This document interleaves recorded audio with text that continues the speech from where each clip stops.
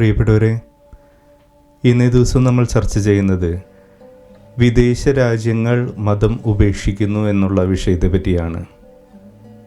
പലരും ഈയിടെയായിട്ട് ഉയർത്തിക്കൊണ്ടുവരുന്ന ഒരു സിദ്ധാന്തമാണ് വിദേശ രാജ്യങ്ങളിലെല്ലാവരും മതം ഉപേക്ഷിച്ച് കഴിഞ്ഞു.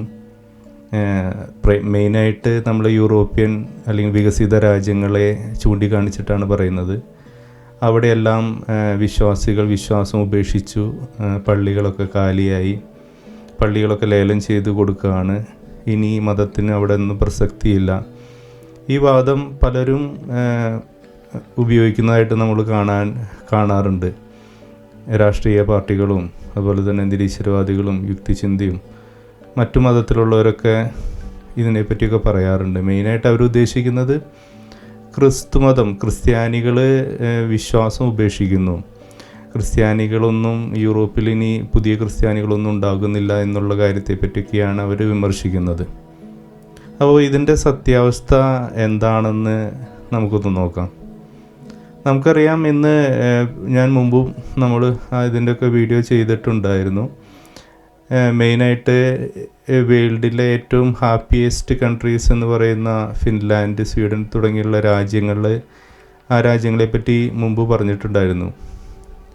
അപ്പോൾ അവിടെ ഏറ്റവും കൂടുതൽ നിരീശ്വരവാദികളാണെന്നാണ് പലരും വ്യാഖ്യാനിക്കുന്നത്. പക്ഷേ ആക്ച്വലി അവിടെ വിശ്വാസികൾ തന്നെയാണ് കൂടുതലെന്നുള്ളതാണ് നമുക്ക് സർവേകളും മറ്റുള്ള കണക്കുകളും നമുക്ക് ബോധ്യപ്പെടുത്തുന്ന ഒരു കാര്യം. അതൊന്നാമത്തെ കാര്യം. രണ്ടാമത്തെ കാര്യം, ഈ രാജ്യങ്ങൾ എന്തുകൊണ്ടാണ് ഇതുപോലുള്ളൊരു വികസനം ആ രാജ്യങ്ങളിൽ വന്നത് എന്നതിനെപ്പറ്റിയൊക്കെ ചിന്തിച്ച് നോക്കിക്കഴിഞ്ഞ് കഴിഞ്ഞാൽ അതിൻ്റെ പിറകിൽ ക്രിസ്തുമതം വഹിച്ച പങ്ക് വളരെ വലുതാണെന്ന് എല്ലാവർക്കും അറിയാം. ഈ രാജ്യങ്ങളൊക്കെ മുമ്പ് ക്രിസ്ത്യൻ രാജ്യമായിരുന്നു. അല്ലെങ്കിൽ അവിടെയെല്ലാം ചെന്ന് കഴിഞ്ഞാൽ നമുക്ക് കാണാനായിട്ട് സാധിക്കും. ഓരോ മുക്കിലും പള്ളികളും ചാപ്പലുകളുമായിട്ട് എവിടെ തിരിഞ്ഞു നോക്കിയാലും നമുക്ക് പള്ളികൾ മാത്രമാണ് കാണാനായിട്ട് സാധിക്കുള്ളൂ. അപ്പോൾ അത്രയധികം വിശ്വാസത്തിലുണ്ടായിരുന്ന ഒരു നാട് പെട്ടെന്ന് എന്തുകൊണ്ട് ഇങ്ങനെയൊരു അവസ്ഥയിലേക്ക് വന്നു എന്നുള്ളതാണ് ഒരു ചിന്ത. അപ്പോൾ യഥാർത്ഥത്തിൽ അവിടെ ഇപ്പോഴും വിശ്വാസികളുണ്ട്, അല്ലെങ്കിൽ ക്രിസ്ത്യൻസ് തന്നെയാണ് അവിടെ ഭൂരിഭാഗവും ഉള്ളത് എന്നുള്ളതാണ് സത്യം. രണ്ടാമത്, മുൻപത്തെ അത്രയും വിശ്വാസികൾ ഇപ്പോൾ ഇല്ല എന്നുള്ളത് സത്യം തന്നെയാണ്. അല്ലെങ്കിൽ വിശ്വാസികളായിട്ടുള്ള പലരും ഇപ്പോൾ അത് പ്രാക്ടീസ് ചെയ്യുന്നില്ല എന്നുള്ളതാണ് യഥാർത്ഥമായിട്ടുള്ളൊരു സത്യം. അവർ ആക്ച്വലി ക്രിസ്ത്യൻസ് തന്നെയാണ് ഭൂരിഭാഗം ആളുകളും. പക്ഷേ അവരിപ്പോൾ പള്ളികളോ അല്ലെങ്കിൽ മറ്റുള്ള റിലീജിയസ് ആക്ടിവിറ്റീസ് പ്രാക്ടീസ് ചെയ്യുന്നില്ല എന്നുള്ളതാണ് യഥാർത്ഥത്തിൽ പറയേണ്ട ഒരു കാര്യം. അപ്പോൾ എന്തുകൊണ്ട് അതിലേക്ക് വന്നു? നമുക്കറിയാം, നമ്മൾ ഇപ്പോൾ നിരീശ്വരവാദികളായാലും അവരൊക്കെ ഉയർത്തിപ്പിടിക്കുന്നൊരു സിദ്ധാന്തം ഇതാണ്: എങ്ങനെയാണ് ദൈവത്തിൽ വിശ്വാസം വരുന്നത്? പണ്ട് കാലത്ത് ഗുഹാമനുഷ്യരുടെ കാലഘട്ടത്തെ ചൂണ്ടിക്കാണിച്ചുകൊണ്ടാണ് അവർ പറയുന്നത്. പണ്ട് കാലത്ത് മനുഷ്യർക്ക് എല്ലാത്തിനോട് പേടിയായിരുന്നു. തീ, അതുപോലെ തന്നെ മഴ, കാറ്റ്, ഇതിനെയൊക്കെ പേടിയായിരുന്നു. അതുപോലെ തന്നെ നമ്മളുടെ ജീവിതം തന്നെ മുന്നോട്ട് കൊണ്ടുപോയിരുന്നത് നമ്മൾ ഫാമിംഗ് ഉപയോഗിച്ചിട്ടാണ്. അതായത് നിരവധി കൃഷികളും അതുപോലെ തന്നെ കന്നുകാലികളെ മേയ്ക്കലും അങ്ങനെയൊക്കെയുള്ള കാര്യങ്ങൾ കൂടിയായിരുന്നു നമ്മൾ പണ്ട് കാലത്ത് ജീവിച്ചിരുന്ന. വരുമാനമൊക്കെ അതിൽ നിന്നാണ് നമ്മൾ സമ്പാദിച്ചുകൊണ്ടിരുന്ന അല്ലെങ്കിൽ ഭക്ഷണത്തിന് കണ്ടെത്തിയിരുന്നത്. അപ്പോൾ ഇതൊന്നും മനുഷ്യരുടെ കയ്യിൽ നിൽക്കാത്തൊരു സംഭവമായിരുന്നു, അല്ലേ? മഴ എന്ന് പറയുന്നത് മനുഷ്യന് പ്രവചിക്കാൻ കഴിയാത്ത ഒന്നായിരുന്നു. അല്ലെങ്കിൽ കൂടുതൽ മഴ പെയ്ത് കഴിഞ്ഞ് കഴിഞ്ഞാൽ അവരുടെ കൃഷി നശിച്ചു പോകുന്നു. അതുപോലെ തന്നെ കാട്ടുതീ ഉണ്ടാകുമ്പോൾ തൻ്റെ മൃഗങ്ങൾ ചത്തുപോകുന്നു, അല്ലെങ്കിൽ അവൻ്റെ ആവാസ വ്യവസ്ഥയ്ക്ക് കോട്ടം വരുന്നു. അപ്പോഴൊക്കെ അവന് ഇതിൻ്റെയൊക്കെ ദൂഷ്യഫലങ്ങൾ അനുഭവിക്കേണ്ടി വന്നു. അപ്പോൾ അന്ന് ഇതുപോലുള്ള സ്ഥലങ്ങളിൽ, കാടുകളിലും മറ്റ് സ്ഥലങ്ങളിൽ താമസിച്ചിരുന്ന ജനങ്ങൾക്കൊക്കെ എല്ലാത്തിനോടും പേടിയായിരുന്നു, ഭയമായിരുന്നു. അപ്പോൾ അവർ പ്രകൃതിയിൽ നിന്നും ഒരു ദൈവത്തെ ഉണ്ടാക്കി അവർ ആരാധിച്ചു പോന്നു എന്ന് പറയുന്നതിൽ നമുക്ക് ഒരു യുക്തി ഉണ്ടെന്ന് നമുക്കെല്ലാവർക്കും അറിയാം. അങ്ങനെയാണ് ഭൂരിഭാഗം പല മതങ്ങളും പല ദൈവങ്ങളും ഉണ്ടായി വന്നത്. പല ഗോത്രവർഗ്ഗങ്ങളിലും ഇപ്പോഴും പല ഗോത്രവർഗ്ഗങ്ങളിലൊക്കെ ചെന്ന് കണ്ടു കഴിഞ്ഞാൽ ഇപ്പോഴും അവർ പ്രാക്ടീസ് ചെയ്യുന്നത് അതുപോലത്തുള്ളൊരു ദൈവത്തെയാണ്. കാടിൻ്റെ ദൈവം, അല്ലെങ്കിൽ കാറ്റിൻ്റെ ദൈവം, മഴയുടെ ദൈവം എന്നൊക്കെ പറഞ്ഞുകൊണ്ടാണ് അവർ ആരാധിച്ചുകൊണ്ടിരിക്കുന്നത്. ബേസിക്കായിട്ട് ഒരു മനുഷ്യന് നമുക്ക് നമ്മുടെ കൺട്രോളിലില്ലാത്ത എന്തെങ്കിലും സംഭവങ്ങൾ അല്ലെങ്കിൽ നമ്മുടെ ബുദ്ധിക്ക് അതീതമായിട്ട് വരുന്ന എല്ലാ സംഭവങ്ങളും അവൻ നേരിടാനായിട്ട് അതൊരു അതീന്ദ്രിയ ശക്തിയാണെന്നുള്ള ഒരു ബോധം എപ്പോഴും മനുഷ്യരുടെ ഉള്ളിൽ തന്നെ ഉണ്ട്. അതുകൊണ്ടാണ് പല മതങ്ങളും പല ദൈവങ്ങളും ഉണ്ടായിട്ടുള്ളത് എന്നുള്ള കാര്യത്തിൽ വളരെ സത്യം ഉള്ള കാര്യമാണ്. അതൊരു യുക്തിയായിട്ടുള്ള കാര്യം തന്നെയാണ്. പക്ഷേ എന്താണ് ഇവിടെ യൂറോപ്പിൽ സംഭവിച്ചത്? ആക്ച്വലി നമുക്കറിയാം, ഇങ്ങനെയുള്ള പല ദൈവങ്ങളെ ആരാധിക്കുന്ന സാഹചര്യത്തിലാണ് ക്രിസ്തുമതം രൂപം കൊള്ളുന്നത്. ക്രിസ്തുമതം ഒരിക്കലും ഒരു ദൈവത്തെ നമുക്ക് ആരാധിക്കണം, അതുകൊണ്ട് ഇങ്ങനൊരു ദൈവത്തെ സമൂഹം സൃഷ്ടിച്ചെടുത്ത ദൈവമല്ല യേശു ക്രിസ്തു. അതിന് അതിൻ്റേതായ ഒരു പാരമ്പര്യമുണ്ട് അല്ലേ. ദൈവം ആദത്തിനെയും അവനെയും ആദ്യ മാതാപിതാക്കളെ സൃഷ്ടിക്കുന്നു. അതിനുശേഷം ഉണ്ടാകുന്ന ഒരു ജനതയ്ക്ക് ദൈവം തന്നെ വെളിപ്പെടുത്തി കൊടുക്കുന്നു, ഒരു വ്യക്തിയിൽ കൂടെ വെളിപ്പെടുത്തി കൊടുക്കുന്നു. ആ വ്യക്തിയിൽ നിന്നുണ്ടായി വന്ന പുതിയൊരു ജനത ഉണ്ടാകുന്നു. ആ ജനതയ്ക്കൊരു വാഗ്ദാനം കൊടുക്കുന്നു. ആ ജനതയുടെ പാരമ്പര്യത്തിലൊരു രക്ഷകൻ പിറക്കും. ആ രക്ഷകൻ മൂലം ഈ ലോകം മൊത്തം ദൈവം തിരിച്ചു പിടിക്കും എന്നുള്ള ഒരു വാഗ്ദാനം കൊടുക്കുന്നു. ഇത് നമ്മൾ പഴയ വീഡിയോയിലൊക്കെ ഡീറ്റെയിൽ ആയിട്ട് പറഞ്ഞിട്ടുണ്ട്. ഇപ്പോൾ അത് പറയാനുള്ള സമയമില്ല, അതുകൊണ്ടാണ് നമ്മളിങ്ങനെ പറഞ്ഞു പോകുന്നത്. അപ്പോൾ അങ്ങനെ രൂപം കൊണ്ടതാണ് ക്രിസ്തുമതം. ക്രിസ്തു വരുന്നു, ക്രിസ്തു ജനിക്കുന്നു, ക്രിസ്തുവിൽ നിന്നുണ്ടായി വന്നതാണ് ക്രിസ്തുമതം. അപ്പോൾ ക്രിസ്തുവിന് വേണ്ടിയിട്ട് നിരവധി പേര് രക്തസാക്ഷികളായിട്ടുണ്ട്. നിരവധി പേര് പണ്ട് കാലത്ത് ക്രിസ്തുമതം പ്രചരിച്ചത് ആദ്യം നമുക്കറിയാം. മറ്റു പല മതങ്ങളെടുത്താലും എല്ലാവരും വാൾമുന തുമ്പിൽ നിന്നുകൊണ്ടാണ്, അല്ലെങ്കിൽ വാൾമുന ഉപയോഗിച്ച് അല്ലെങ്കിൽ രക്തം ചിന്തിക്കൊണ്ടാണ് തങ്ങളുടെ മതം പ്രചരിപ്പിച്ചത്.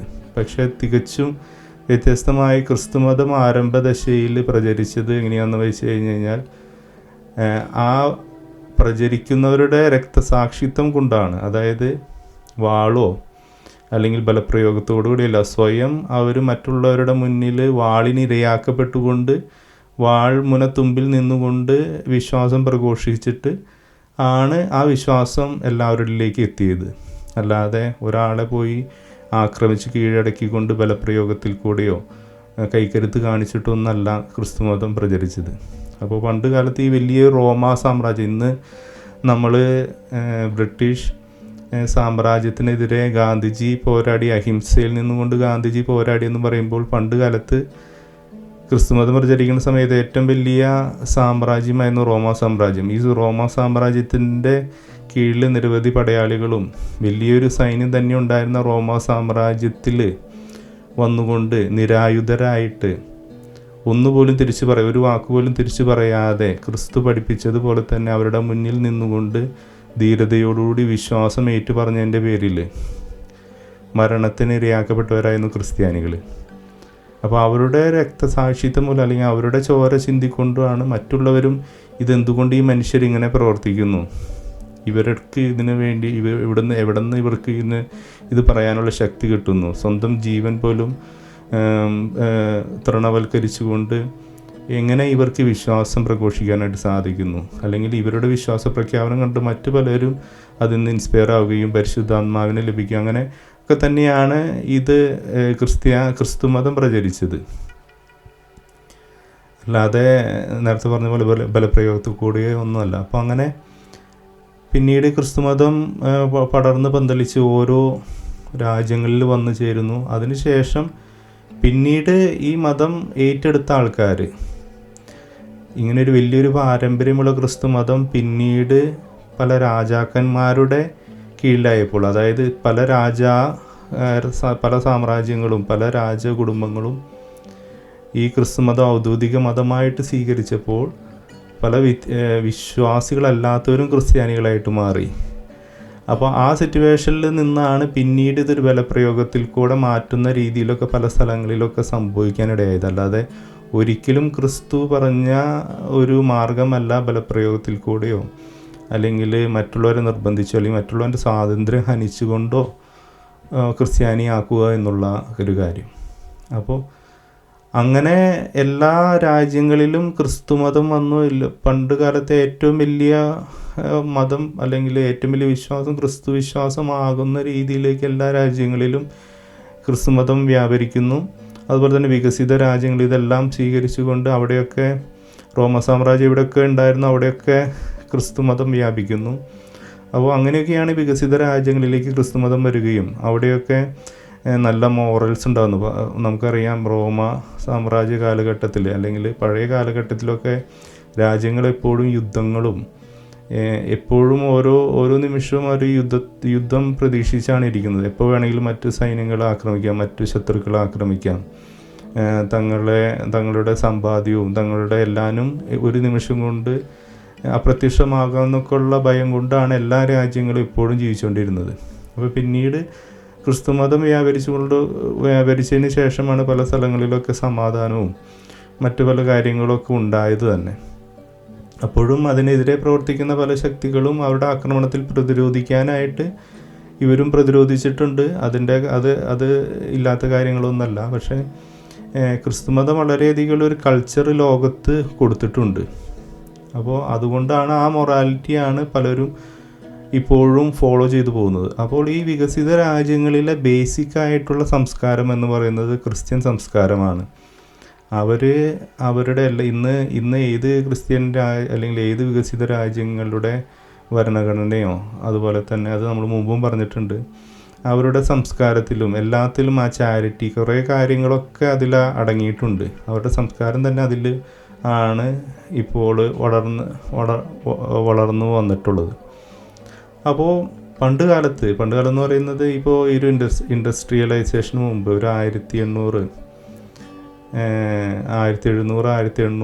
കാലഘട്ടത്തിലൊക്കെ മനുഷ്യർ അപ്പോഴും മനുഷ്യർക്കെല്ലാവർക്കും വളരെയധികം ദാരിദ്ര്യവും പട്ടിണിയും രോഗങ്ങളും ഒക്കെ ഉണ്ടായിരുന്നു. അന്ന് ശാസ്ത്രമൊന്നും വികസിക്കാതെ ഇരുന്ന സമയത്ത് എപ്പോഴും ഏത് നിമിഷവും അവർക്ക് രോഗങ്ങളും പ്രശ്നങ്ങളും പട്ടിണിയും ദുരന്തങ്ങളും യുദ്ധങ്ങളും കടന്നു വരാം. അപ്പോൾ ഈ സമയത്തൊക്കെ അവരുടെ കയ്യിലല്ല ഇത് എന്ന് അവർക്ക് ബോധ്യമായിരുന്നു. ആ ജനതയ്ക്ക് അവർക്കറിയാമായിരുന്നു തങ്ങളുടെ കഴിവ് കൊണ്ട് തങ്ങൾക്ക് ജീവിക്കാനായിട്ട് സാധിക്കില്ല. കാരണം അവരുടെ കഴിവിനേക്കാളും മുകളിലായിരുന്നു അവരുടെ പ്രശ്നങ്ങൾ. അപ്പോൾ അവർക്ക് തീക്ഷ്ണമായിട്ട് ദൈവത്തെ ആരാധിച്ചിരുന്നു, ദൈവത്തെ വിശ്വസിച്ചിരുന്നു. പക്ഷെ അവിടെ ഉള്ള ഒരു പ്രശ്നം എന്ന് പറയുന്നത് അങ്ങനെയുള്ള വിശ്വസിക്കുന്നവരിൽ പലരും പേടികൊണ്ട് വിശ്വസിച്ചവരാണ്. ഒരിക്കലും അവർ ക്രിസ്തുവിനെ മനസ്സിലാക്കിക്കൊണ്ട് അല്ലെങ്കിൽ ക്രിസ്തു എന്താണ് പഠിപ്പിച്ചതെന്നോ അല്ലെങ്കിൽ ക്രിസ്തുവിൻ്റെ അനുഭവം കൊണ്ട് ക്രിസ്തു മതത്തിലേക്ക് വന്നവരല്ല. പലപ്പോഴും ഒരു രാജ്യം ക്രിസ്തു മതത്തിലേക്ക് വന്നു, അതുകൊണ്ട് എല്ലാവരും ക്രിസ്ത്യാനികളാകുന്നു എന്നുള്ള കാര്യം കൊണ്ട് ക്രിസ്ത്യാനികളായവരുണ്ട്. അല്ലാതെ മറ്റുള്ളൊരു സോഷ്യൽ സ്റ്റാറ്റസിന് വേണ്ടി ക്രിസ്ത്യാനികളായവരുണ്ട്, അല്ലെങ്കിൽ വേറെ പല ലാഭങ്ങൾക്ക് വേണ്ടി ക്രിസ്ത്യാനികളായവരുണ്ട്. അതുപോലെ തന്നെ പേടി കൊണ്ട് ഏതെങ്കിലും ഒരു വിശ്വാസം സ്വീകരിക്കണം, അതുകൊണ്ട് ക്രിസ്തു മതം സ്വീകരിക്കുന്നു എന്ന പേരിൽ ക്രിസ്ത്യാനികളായവരുണ്ട്. അപ്പോൾ ഇവർക്കൊക്കെ ഒരു കാരണം ഉണ്ടായിരുന്നു അന്ന്. കാരണം തങ്ങളുടെ കയ്യിലല്ല ഇതൊന്നും എന്ന് അവർക്ക് ബോധ്യമുണ്ടായിരുന്നു. അതുകൊണ്ട് അവർ ക്രിസ്തു മതത്തിൽ വിശ്വസിച്ചു. അപ്പോൾ അവിടെയും നല്ല ക്രിസ്ത്യാനികളുണ്ടായിരുന്നു. അതുകൊണ്ട് തന്നെയാണ് ഒരിക്കലും ഇതുപോലെയുള്ള ഒരു സാഹചര്യത്തിൽ നിന്നുകൊണ്ടൊന്നും ഒരു മതത്തിനോ ഒരു വിശ്വാസത്തിനോ വളരാനായിട്ട് സാധിക്കില്ല. അവിടെ ഒരു വിശ്വാസം അല്ലെങ്കിൽ ഒരു മതവും വളരണമെങ്കിൽ അവിടെ കോറായിട്ടുള്ള വിശ്വാസികളില്ലാതെ ഒരിക്കലും ഒരു വിശ്വാസം പടർന്ന് പന്തലിക്കില്ലാനും അത് വളരില്ലാനും. അപ്പോൾ അവിടെ നല്ല ക്രിസ്ത്യാനികളും ദൈവബോധമുള്ളവരും അങ്ങനെ നമുക്ക് എടുത്തു നോക്കിയാൽ തന്നെ അറിയാം ആ കാലഘട്ടത്തിലുണ്ടായ വിശുദ്ധരെ പറ്റിയൊക്കെ നിരവധി രേഖകൾ നമ്മുടെ കയ്യിലുണ്ട്. അപ്പോൾ അതുപോലെ തന്നെ നിരവധി പേരും വിശ്വാസമുള്ളവരും ദൈവത്തിൽ വിശ്വസിച്ചിരുന്നവരും യഥാർത്ഥത്തിൽ ദൈവത്തെ അറിഞ്ഞവരും ദൈവവുമായിട്ട് ബന്ധമുള്ളവരുമായിട്ടുള്ള നിരവധി വിശ്വാസികളും അന്ന് കാലത്തുണ്ടായിരുന്നു. എന്നാൽ അതുകൂടാതെ തന്നെ ഇങ്ങനെയുള്ളവരും ഉണ്ടായിരുന്നു. ഇപ്പോഴും നമ്മുടെ കൂടെയുള്ളതും അങ്ങനെ തന്നെയാണ്. അപ്പോഴും ഉണ്ട്, ഇപ്പോഴും ഉണ്ട്. അപ്പോൾ ഇങ്ങനെയുള്ള ക്രിസ്ത്യാനികളാണ് വൺസ് ഒരു ഇൻഡസ്ട്രിയലൈസേഷൻ അല്ലെങ്കിൽ സയൻസൊക്കെ ഒരുപാട് വളർന്നു കഴിഞ്ഞപ്പോൾ പിന്നെന്താ സംഭവിച്ചത്? പിന്നെ ലോകം മൊത്തം മനുഷ്യൻ്റെ കൺട്രോളിലായി എല്ലാ കാര്യങ്ങളും, ഓൾമോസ്റ്റ് എല്ലാ കാര്യങ്ങളും അല്ലേ.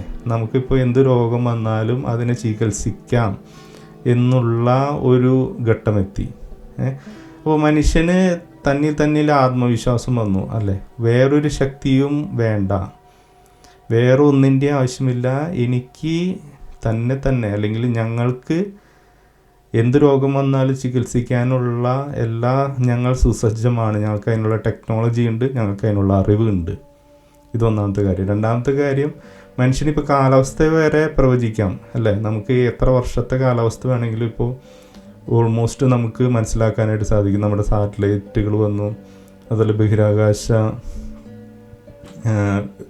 ബഹിരാകാശത്തിൻ്റെ എല്ലാ സാധ്യതകളെയും യൂസ് ചെയ്തുകൊണ്ട് നമ്മൾ നമ്മുടെ കാലാവസ്ഥയൊക്കെ നിയന്ത്രിക്കാനും അതുപോലെ മനസ്സിലാക്കാനും നമുക്ക് കഴിഞ്ഞു. അപ്പോൾ മഴ വരാനോ എന്ത് കാര്യങ്ങൾക്കൊക്കെ നമ്മൾ പ്രഡിക്ഷൻ നമുക്ക് കിട്ടി. അതുപോലെ തന്നെ പല അറിവുകളും ഭക്ഷണത്തിന് മുമ്പ് വളരെയധികം ബുദ്ധിമുട്ട്, അല്ലെങ്കിൽ പ്രളയം വന്നാലോ കാറ്റ് വീഴ്ചയുണ്ടായാലോ ഭക്ഷണത്തിൻ്റെ പ്രശ്നങ്ങളുണ്ടാകുന്ന ഇതിൽ നിന്ന് ഇപ്പോൾ കുറഞ്ഞ സമയം കൊണ്ട് കൂടുതൽ വിളകൾ ഉൽപ്പാദിപ്പിക്കുന്ന തരത്തിലുള്ള അഗ്രികൾച്ചർ ലെവലിൽ നമ്മൾ വളരെയധികം അഡ്വാൻസ്ഡായി. അതുപോലെ തന്നെ വളരെ ചെറിയ സ്ഥലത്ത് കൂടുതൽ വിളകൾ ഉണ്ടാക്കാം, അല്ലെങ്കിൽ പ്രതിരോധ ശക്തിയുള്ള വിളകൾ, ഇതൊക്കെ നമ്മൾ സൃഷ്ടിച്ചു. അപ്പോൾ ഇങ്ങനെ സയൻസിൻ്റെ പുരോഗമനം വളരെ കൂടുതലായി വന്നു, അല്ലെങ്കിൽ നമ്മൾ കൂടുതൽ അഡ്വാൻസ്ഡ് ആയിക്കൊണ്ടിരുന്നപ്പോൾ നമ്മുടെ കുറേ പ്രശ്നങ്ങൾക്ക് നമ്മൾ തന്നെ പരിഹാരം കണ്ടെത്തി അല്ലേ? നമ്മളിനി ആരെയും പേടിച്ചിരിക്കേണ്ട, അല്ലെങ്കിൽ ആരിൽ നിന്ന് പോലും ഒരു സഹായത്തിൻ്റെ ആവശ്യമില്ല. മനുഷ്യൻ തന്നെ ഇൻഡിപെൻഡൻ്റ് ആയി എന്നുള്ളൊരു സിറ്റുവേഷനായി അല്ലേ? അപ്പോൾ ഇവിടെ ഒരു കാര്യമുണ്ട്, അത് ഞാൻ അവസാനം പറയാം. അപ്പോൾ ഇപ്പോൾ ഇവിടം വരെ മനുഷ്യൻ ചിന്തിക്കുന്നത് ഇതാണ്: ദൈവം ആവശ്യമില്ല എനിക്ക് അല്ലേ? ദൈവത്തിനൊരു ശക്തിയോടൊന്നും പ്രാർത്ഥിക്കേണ്ട ആവശ്യമില്ല, അല്ലെങ്കിൽ അവരുടെ മുന്നിൽ അപേക്ഷിക്കേണ്ട ആവശ്യമില്ല. എല്ലാം എൻ്റെ കൺട്രോളിലായി.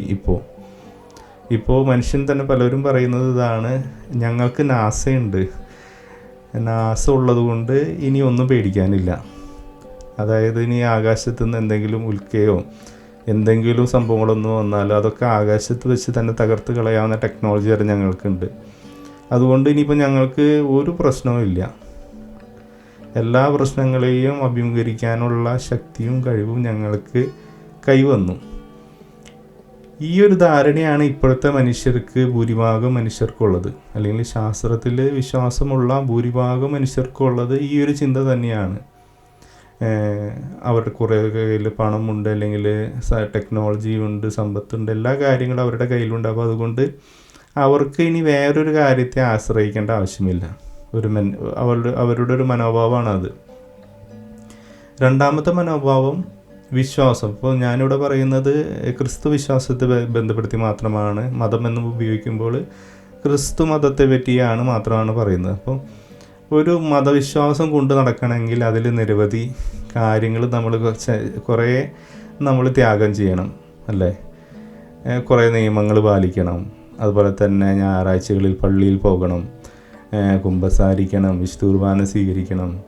അതുപോലെ തന്നെ നമുക്ക് ഒരു പാർട്ട്ണറെ പാടുള്ളൂ, കൂടുതൽ പാർട്ട്ണറെ ചൂസ് ചെയ്യാൻ പാടില്ല. അതുപോലെ തന്നെ മനസ്സിൽ പോലും നമ്മൾ തിന്മ ഉണ്ടാകാൻ പാടില്ല. മനസ്സിലുണ്ടായാൽ പോലും നമ്മൾ പാപം ചെയ്തു എന്നാണ് ക്രിസ്തു മതം പറയുന്നത്. അപ്പോൾ എങ്ങനെ ഇത്രയും റെസ്ട്രിക്റ്റഡ് ആയിട്ട് എന്തിനാണ് മനുഷ്യൻ ജീവിക്കുന്നത്? ഇങ്ങനൊരു ദൈവത്തിൻ്റെ ആവശ്യമുണ്ടെങ്കിലല്ലേ നമുക്ക് അങ്ങനെ പോകേണ്ടതുള്ളൂ. അല്ലെങ്കിൽ ഇപ്പോൾ ദൈവത്തിൻ്റെ ആവശ്യമില്ലെങ്കിൽ ഇപ്പോൾ എനിക്ക് ഇങ്ങനെ വേണമെങ്കിൽ ജീവിച്ചുകൂടെ? ഞാൻ ഉണ്ടാക്കുന്ന നിയമങ്ങൾ തന്നെ എനിക്ക് സ്വീകരിച്ചുകൂടെ? എന്തിനാണ് ഞാൻ ഇതിൽ റെസ്ട്രിക്റ്റഡ് ചെയ്യണത്? കാരണം ദൈവമല്ല എന്നെ ട്രീറ്റ് ചെയ്യുന്നത്, സയൻസാണ് ട്രീറ്റ് ചെയ്യുന്നത്. ദൈവമല്ല എനിക്ക് ഭക്ഷണം തരുന്നത്, എൻ്റെ അഗ്രികൾച്ചർ ലെവലിലുള്ള എൻ്റെ ഗവൺമെൻറ്റാണ് എനിക്ക് തരുന്നത്. അപ്പോൾ മനുഷ്യനിപ്പോൾ സിസ്റ്റത്തിൽ വിശ്വസിച്ചു പോയി അല്ലേ? സൊസൈറ്റിയിൽ വിശ്വസിക്കുന്നു, സയൻസിൽ വിശ്വസിക്കുന്നു. അതുപോലെ തന്നെ സയൻസും സമൂഹവും ഉണ്ടാക്കിയ സിസ്റ്റങ്ങളില്ലേ, എഡ്യൂക്കേഷൻ സിസ്റ്റം, അതുപോലെ തന്നെ ഹെൽത്ത് സിസ്റ്റം, ഡിഫൻസ് സിസ്റ്റം, അങ്ങനെയുള്ള എല്ലാനും റൺ ചെയ്യണതുകൊണ്ട് മനുഷ്യനിപ്പോൾ അതിലൊന്നും ദൈവത്തിൽ വിശ്വസിക്കേണ്ട ആവശ്യമില്ല. മുമ്പ് എല്ലാ കാര്യത്തിനും മനുഷ്യൻ ദൈവത്തോടായിരുന്നു പ്രാർത്ഥിച്ചത്. ദൈവമേ, നാളേക്ക് എങ്ങനെയാവുമെന്ന് എനിക്കറിയില്ല, ഭക്ഷണം തരണം. അല്ലെങ്കിൽ നാളെ മഴ പെയ്യുമെന്നറിയില്ല, കാറ്റ് വീശുമെന്നറിയില്ല, ദൈവമേ എന്നെ സംരക്ഷിക്കണം. അല്ലെങ്കിൽ അങ്ങനെയൊക്കെ പറഞ്ഞുകൊണ്ട്, അല്ലെങ്കിൽ രോഗം വന്നു കഴിഞ്ഞാൽ എങ്ങനെ ട്രീറ്റ് ചെയ്യുമെന്നറിയില്ല, അപ്പോൾ രോഗം മാറാൻ വേണ്ടി ദൈവത്തോട് പ്രാർത്ഥിക്കുന്നു. ഇപ്പോൾ പ്രാർത്ഥനയുടെ ഒന്നും ആവശ്യമില്ല, എല്ലാം മനുഷ്യൻ്റെ കയ്യിലുണ്ട് എന്നുള്ള ഒരു മനോഭാവമാണ് ഭൂരിഭാഗം ഹൈ ലെവലിൽ നിൽക്കുന്ന കൂടുതൽ വിദ്യാസമ്പന്നരായിട്ടുള്ള കുറേ ആളുകളുടെ മനസ്സിലുള്ളത്. അപ്പോൾ അത് ഒരു വിഭാഗം ജനങ്ങൾ. രണ്ടാമത്തെ വിഭാഗം ജനങ്ങൾ എങ്ങനെയാണ് നമുക്ക് കാണാൻ സാധിക്കും? അവർ ഇവരുടെയൊക്കെ മക്കളോ അല്ലെങ്കിൽ ഇതായിട്ടൊരു ബന്ധമില്ല, അവർക്ക് ഇതിനെപ്പറ്റി പോലും ചിന്തയില്ല. അവർ ജനിച്ച് വീഴുന്നത് സമ്പന്നതയിലോ അല്ലെങ്കിൽ വികസിത രാജ്യങ്ങളിൽ ഈ സിസ്റ്റം ഉണ്ടാക്കിയെടുത്ത അല്ലെങ്കിൽ അവരുടെ പൂർവികരുണ്ടാക്കിയെടുത്ത ഒരു സിസ്റ്റത്തിലേക്കാണ് അവർ ജനിച്ച് വീഴുന്നത്. അവർ ജനിക്കുമ്പോൾ കാണുന്നത് എന്താണ്? വികസിത രാജ്യങ്ങളിലെ കുട്ടികൾ അനുഭവിക്കുന്ന അല്ലെങ്കിൽ അവർ 10-50 വർഷങ്ങളായിട്ട് അനുഭവിച്ചുകൊണ്ടിരിക്കുന്ന ഒരു സുഖ സൗകര്യമാണ്. 19 വർഷമായിട്ട് അവർ അനുഭവിച്ചുകൊണ്ടിരിക്കുന്ന ഒരു സുഖ സൗകര്യമാണ്. നമ്മുടെ നാട്ടിൽ അത് സ്വപ്നം കാണാൻ പോലും കഴിയില്ല. കാരണം എന്തുകൊണ്ട്? അവർ ജനിച്ച് വീഴുമ്പോൾ തന്നെ അവർക്ക് എല്ലാ കാര്യങ്ങളും ഗവൺമെൻറ് പ്രൊവൈഡ് ചെയ്യുന്നു. അവരുടെ ഹെൽത്ത്, എഡ്യൂക്കേഷൻ, എന്ത് കാര്യങ്ങൾക്കും അവർക്ക് കൂട്ടായിട്ട് അവിടെ ഒരു സിസ്റ്റങ്ങൾ വർക്ക് ചെയ്യുന്നുണ്ട്. അപ്പോൾ അവനിപ്പോൾ ആരെയും നോക്കേണ്ട ആവശ്യമില്ല, അവൻ്റെ മാതാപിതാക്കളെ ആശ്രയിക്കേണ്ട ആവശ്യമില്ല, സൊസൈറ്റിനെയോ വേറെ ആൾക്കാരെയൊന്നും ആശ്രയിക്കേണ്ട ആവശ്യമില്ല. ഗവൺമെൻറ് പറയുന്ന കുറച്ച് നിയമങ്ങളുണ്ട്, ബേസിക് നിയമങ്ങൾ, അതങ്ങനെ പാലിച്ച് അങ്ങോട്ട് മുന്നോട്ട് പോയി കഴിഞ്ഞ് കഴിഞ്ഞാൽ അവനിപ്പോൾ പ്രത്യേകിച്ച് നന്മ ചെയ്യണമെന്നോ തിന്മ ചെയ്യണമെന്നോ ഒരു നിർബന്ധവും ഇല്ല. അപ്പോൾ ഇങ്ങനെയുള്ളൊരു മനോഭാവത്തിലാണ് ഭൂരിഭാഗവും വികസിത രാജ്യങ്ങളിലെ ജനങ്ങൾ, പുതിയ തലമുറകൾ വളർന്നു വരുന്നത്. അപ്പോൾ അവിടെ അവർക്കൊരു ദൈവത്തെ അടുത്ത് പോയി കാണേണ്ട ആവശ്യമില്ല, അവരത് എക്സ്പീരിയൻസ് ചെയ്തിട്ടില്ല. അവരവരുടെ ജീവിതത്തിൽ ഒരു ദാരിദ്ര്യമോ അല്ലെങ്കിൽ ഒരു ട്രാജഡിയോ ഒരു ദുരന്തങ്ങളോ ഒന്നും അവർ ഫേസ് ചെയ്തിട്ടില്ല. അപ്പോൾ അവർക്ക് ദൈവത്തിൻ്റെ പിന്നാലെ പോകേണ്ട ആവശ്യമില്ലല്ലോ. മനുഷ്യൻ പലരും രോഗം അല്ലെങ്കിൽ മനുഷ്യൻ ആരാണ് ഇതിനൊക്കെ ചിന്തിക്കാനായിട്ട്? അതായത് അവർ ബിസി എന്ന് പറയുന്നത് അവർ ചെറുപ്പം മുതലേ കൂട്ടുകാരുണ്ട്, അവർ സ്പോർട്സ് കളിക്കാൻ പോകുന്നു അല്ലെങ്കിൽ പഠിക്കാൻ പോകുന്നു, ജോലി ചെയ്യുന്നു, ഗേൾ ഫ്രണ്ട്സ് അല്ലെങ്കിൽ ബോയ് ഫ്രണ്ട്സ് ഉണ്ടാകുന്നു, അവരതിൽ സന്തോഷിക്കുന്നു, അവർ പാർട്ടി, വൈകുന്നേരം പബ്ബ്, ഇതുപോലുള്ള എല്ലാ എൻ്റർടൈൻമെൻറ്റിലേക്കാണ് അവരുടെ ഫോക്കസ്. അല്ലാതെ ദൈവം എന്താണെന്നോ, ദൈവത്തെ തേടണമെന്നോ, ജീവിതത്തിൻ്റെ ലക്ഷ്യം എന്താണെന്ന് അറിയണമെന്നോ അല്ലെങ്കിൽ അങ്ങനെയുള്ള കാര്യങ്ങളൊന്നും അവരുടെ ചിന്തയിലേക്കേ വരുന്നില്ല. കാരണം സിസ്റ്റം അവിടെ റൺ ചെയ്യുന്നുണ്ട്, വളരെ ക്ലിയറായിട്ട് കറക്റ്റായിട്ട് അവരുടെ സൊസൈറ്റി അവരെ വളർത്തിക്കൊണ്ട് വരുന്നുണ്ട്. അപ്പോൾ അവർക്ക് അതിനെപ്പറ്റി ചിന്തിക്കേണ്ട ഒരാവശ്യമില്ല. അപ്പോൾ അങ്ങനെയാണ് വേറെ കൂട്ടം ജനങ്ങൾ. അപ്പോൾ ആദ്യത്തെ കൂട്ടം പറഞ്ഞു സയൻസിൽ വിശ്വാസം അർപ്പിച്ചുകൊണ്ട് ഇനി വേറെ ഒന്നിൻ്റെ ആവശ്യമില്ല എന്ന് വിശ്വസിക്കുന്ന, സിസ്റ്റങ്ങളിൽ വിശ്വസിക്കുന്ന ഒരു കൂട്ടം ജനവും. രണ്ടാമത്തെ കൂട്ടം ജനം എന്ന് പറയുന്നത് ഒന്നിനെപ്പറ്റിയും ചിന്തിക്കേണ്ട ആവശ്യമില്ല, അവരൊന്നിനെപ്പറ്റിയും ബോധേഡല്ല, അവർക്കിപ്പോൾ എൻ്റർടൈൻമെൻറ്റിന് വേണ്ടി മാത്രം ജീവിക്കുന്ന ഒരു കൂട്ടം ജനങ്ങൾ.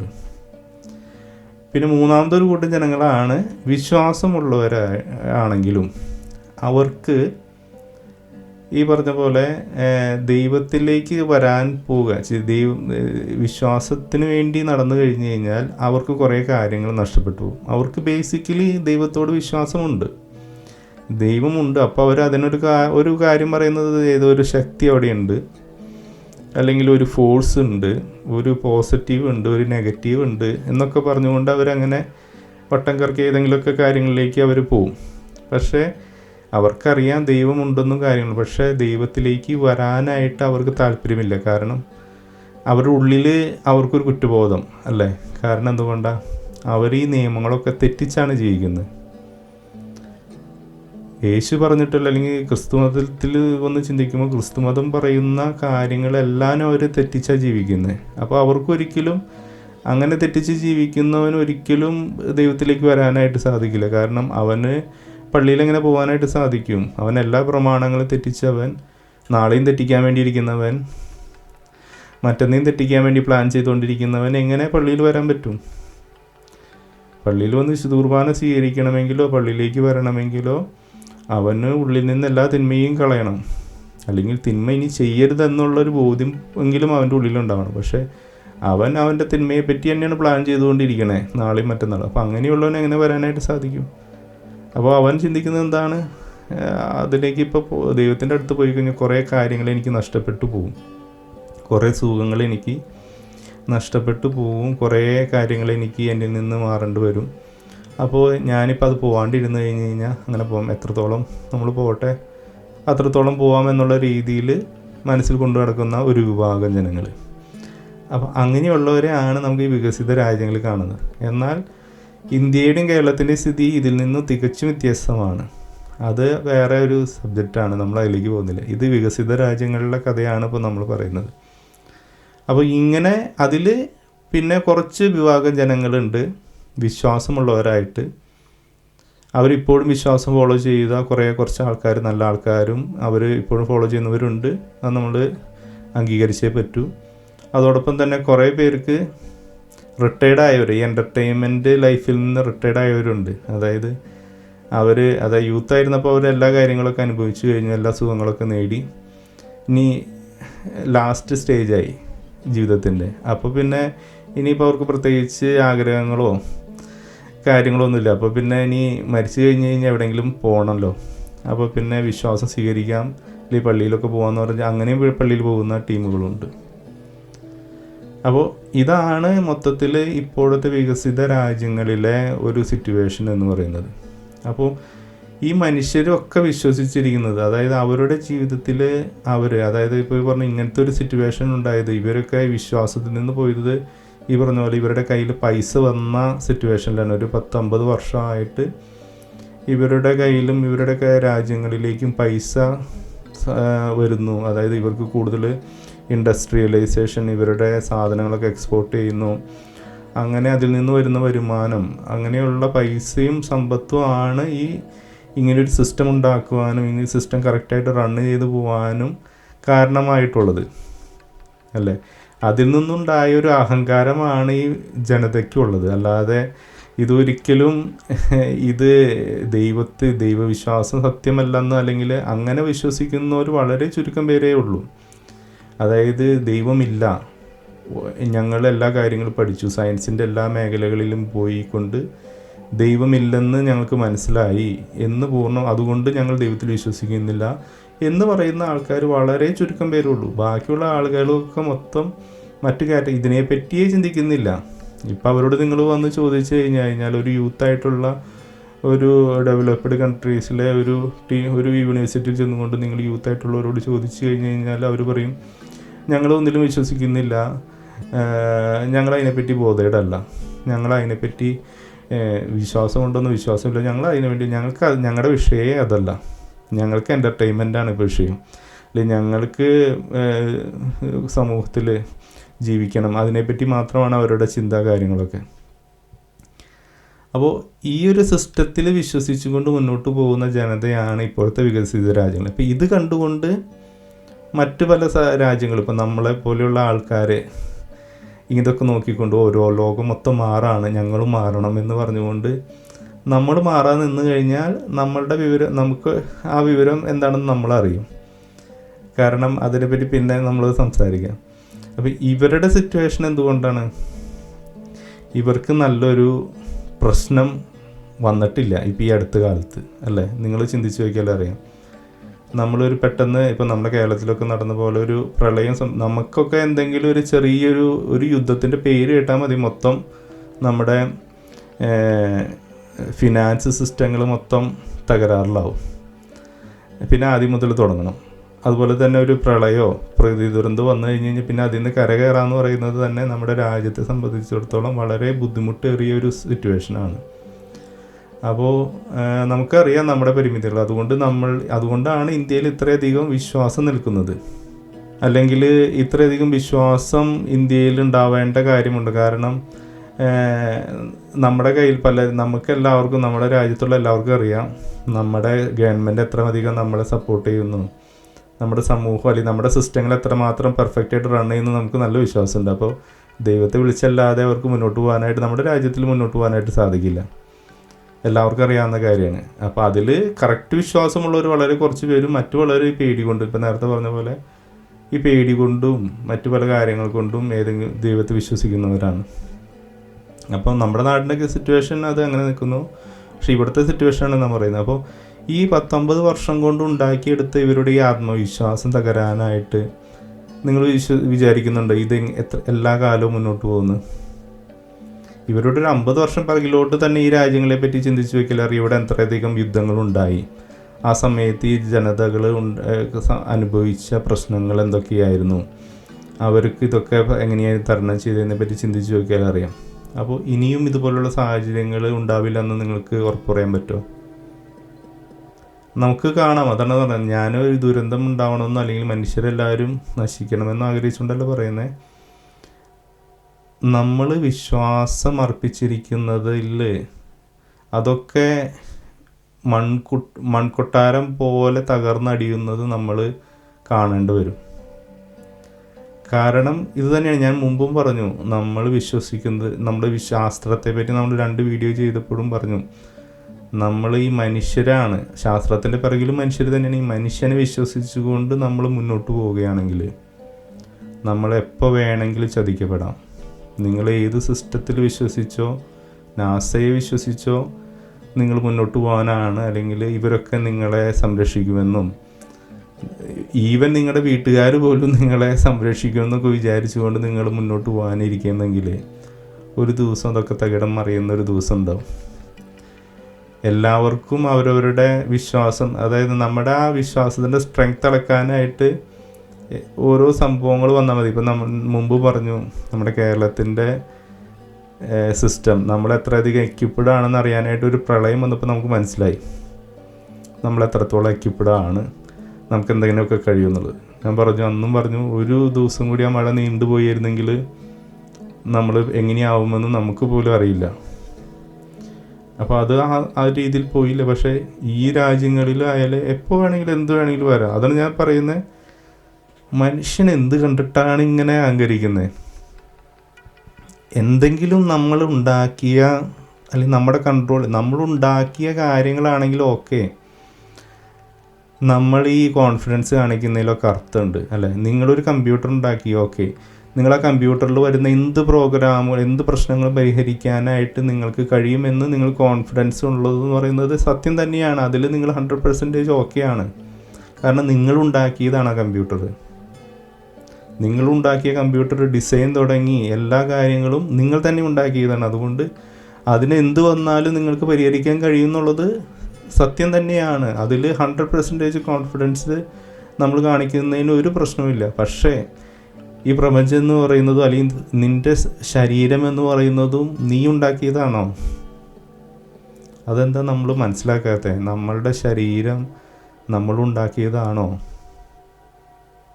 നമ്മുടെ ശരീരവും നമ്മുടെ പ്രപഞ്ചവും നമ്മുടെ ഭൂമിയും നമ്മുടെ ചുറ്റും നമുക്കിപ്പോഴറിയാത്ത അനന്തകോടി പ്രപഞ്ച ഈ സംവിധാനങ്ങളൊന്നും നമ്മളുടെ കയ്യിലുള്ളതല്ല. ഇവിടെ വന്നിട്ട് എങ്ങനെയാണ് നിങ്ങൾക്ക് ഈ കോൺഫിഡൻസ് കാണിക്കാനായിട്ട് സാധിക്കുന്നത്? അല്ലെങ്കിൽ ഈ കോൺഫിഡൻസോടുകൂടി എങ്ങനെയാണ് പറയാനായിട്ട് സാധിക്കുന്നത്? നിങ്ങളുടെ വിചാരിപ്പ് ഈ ശാസ്ത്രം എല്ലാം അറിഞ്ഞു എന്നാണ് പറയുന്നത്. ഈ 50 വർഷം കൊണ്ട് അല്ലെങ്കിൽ 100-150 വർഷത്തെ ഈ മോഡേൺ സയൻസിൻ്റെ ഡെവലപ്മെൻറ്റ് കൊണ്ട് പ്രപഞ്ചത്തിൻ്റെ എല്ലാ രഹസ്യങ്ങളും മനസ്സിലാക്കി എന്നാണ് പറയുന്നത്. നിങ്ങളെൻ്റെ പഴയ വീഡിയോകൾ റെഫർ ചെയ്താൽ അറിയാം, ഞാനത് കൂടുതൽ വീണ്ടും വിശദീകരിക്കുന്നില്ല നമ്മുടെ സിറ്റുവേഷൻ എന്താണെന്ന്.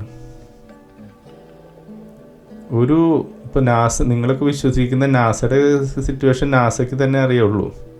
അവർക്ക് പോലും അറിയില്ല അവരെന്താണ് അവരൊക്കെ എല്ലാവരും ഇപ്പോൾ നാസയെയാണ് വിശ്വസിച്ചിരിക്കുന്നത്. എന്ത് വന്നാലും നാസ ശരിയാക്കി തരും, അല്ലെങ്കിൽ നാസ അത് തകർത്ത് കളയും, എല്ലാ പ്രശ്നങ്ങളെയും നാസയാണ് പോകുമ്പഴി എന്ന് പറഞ്ഞുകൊണ്ട് വിശ്വസിച്ചിരുന്നവർക്ക്, നാസയുടെ ശാസ്ത്രജ്ഞന്മാർക്ക് അറിയാം അവരുടെ പരിമിതി എന്താണെന്ന്.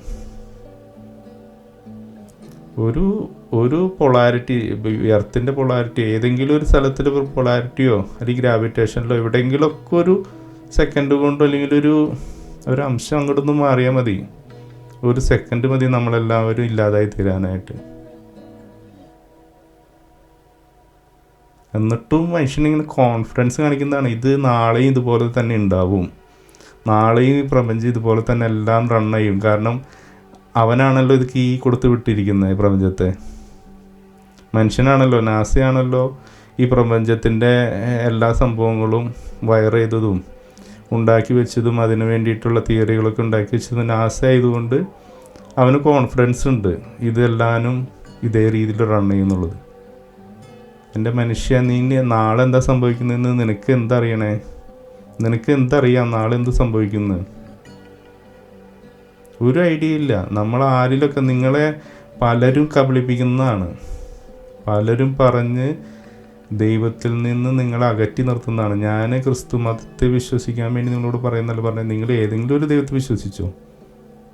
ബേസിക്കായിട്ട് ഫസ്റ്റ് ഒരു ദൈവവിശ്വാസം ഉണ്ടാകുക, അതിന് ശേഷം അത് ഏതാണ് ദൈവമെന്ന് നമ്മൾ കണ്ടെത്തേണ്ടത്. ആദ്യം ദൈവം പോലും ഇല്ല എന്ന് പറയുന്നവർക്ക് പിന്നെ പറഞ്ഞിട്ട് കാര്യമില്ലല്ലോ.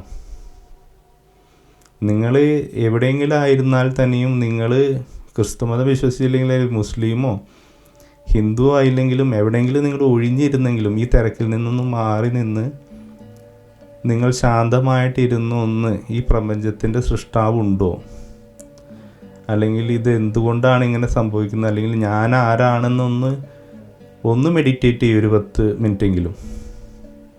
അതെങ്കിലും നിങ്ങൾ ജീവിതത്തിൽ ചെയ്തിട്ടില്ലെങ്കിൽ നിങ്ങൾ വെറും മണ്ടന്മാരും പൊട്ടന്മാരുമാണ്.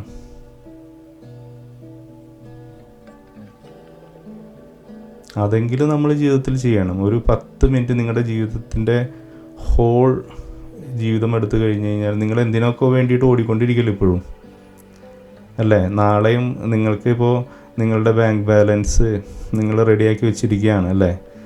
നാളത്തെ ജീവിതത്തിനും അടുത്ത വർഷവും 10 വർഷം കഴിഞ്ഞിട്ടുള്ള ബാങ്കിൽ ഡെപ്പോസിറ്റ് കറക്റ്റായിട്ട് ഇട്ട് പ്ലാൻ ചെയ്ത് വെച്ചിട്ടിരിക്കുന്നുണ്ട്. ഇൻഷുറൻസ് എല്ലാം എടുത്ത് വെച്ചിട്ടുണ്ട്. മക്കൾക്ക് വേണ്ടിയിട്ടുള്ള കാര്യങ്ങളൊക്കെ റെഡിയാക്കി വെച്ച് ഇങ്ങനെ വെച്ചിരിക്കുകയല്ലേ,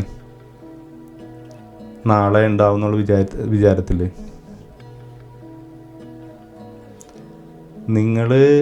നിങ്ങളത് മനസ്സിലാക്കിയിരിക്കണം. അതാണ് പറഞ്ഞത്, മനുഷ്യന് ബോധം ഇല്ലെങ്കിൽ ജ്ഞാനം അല്പമെങ്കിലും നിങ്ങൾ ഇല്ലെങ്കിൽ അത് ഉള്ളവർ പറയുമ്പോഴെങ്കിലും നിങ്ങളത് കേൾക്കണം, അത് മനസ്സിലാക്കണം. ഇന്ന് ഇതിനെപ്പറ്റി പറയേണ്ടി വരുന്നത് എന്തുകൊണ്ടാണെന്ന് വെച്ച് കഴിഞ്ഞ് കഴിഞ്ഞാൽ, ഞാൻ പറഞ്ഞു ദൈവമുണ്ട് എന്നുള്ളത് പോലെ തന്നെ ദൈവത്തിനെതിരെ നിൽക്കുന്ന പിശാചെന്ന് പേര് വിളിക്കും പലരും ചിരിക്കും.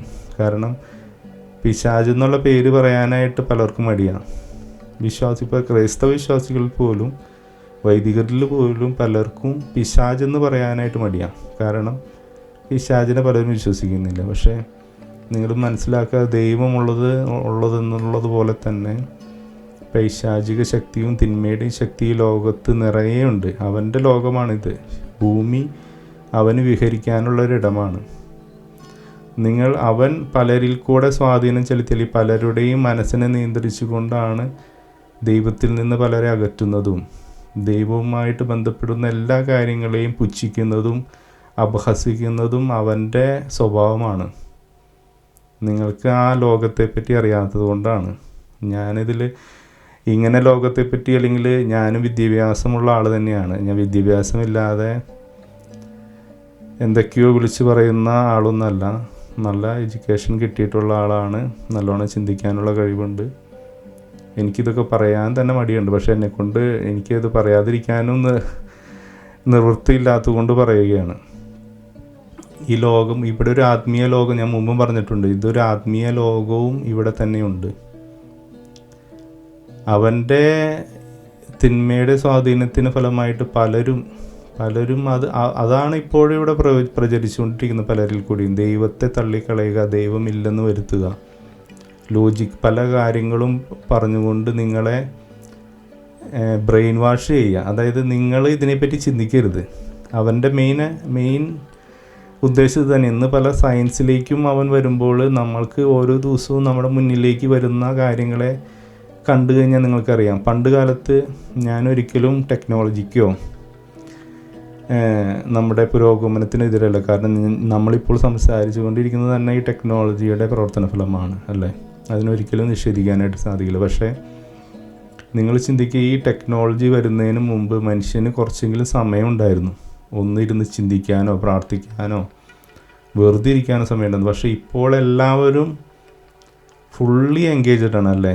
ഒരു സെക്കൻഡ് പോലും നമുക്ക് കളയാനില്ല. കാരണം അവിടെ ഇന്ന് വിദ്യാഭ്യാസമുള്ളവർ പലരും ഓരോ നിമിഷങ്ങൾ എങ്ങനെ മാർക്കറ്റ് ചെയ്യാമെന്ന് ഉദ്ദേശിച്ചുകൊണ്ട് ജീവിക്കുന്നവരാണ്, അല്ലേ? കുറേ പേര് യൂട്യൂബ് തന്നെ പലരും യൂസ് ചെയ്യുന്നുണ്ട്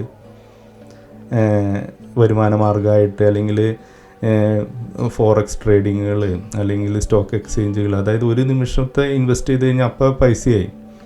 അതുപോലെ തന്നെ എൻ്റർടൈൻമെൻറ്റ്, മറ്റു പല കാര്യങ്ങൾ. മനുഷ്യനങ്ങനെ ഫുൾ ടൈം പാക്കഡ് ആയിക്കൊണ്ടിരിക്കുകയാണ്, അല്ലേ?